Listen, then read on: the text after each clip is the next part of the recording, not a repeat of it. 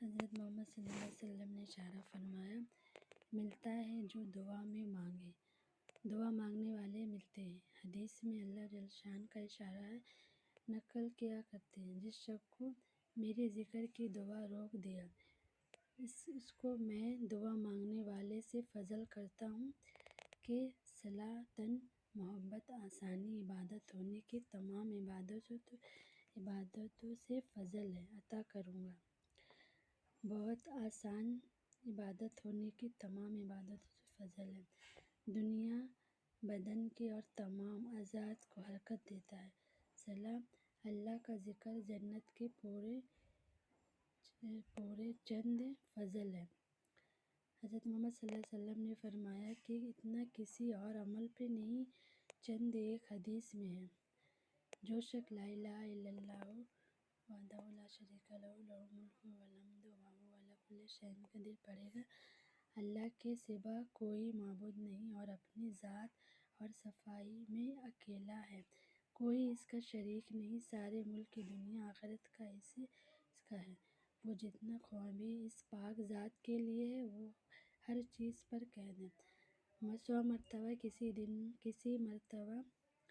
کسی مرتبہ اس کے لیے 10 غلام آزاد کرے گا، ثواب ہوتا ہے کہ اسے 100 نیکی اس کے لیے لکھی جاتی ہے اور برائی اس سے معاف کر دی جاتی ہے، اور شام تک شیطان محفوظ رہتا ہے۔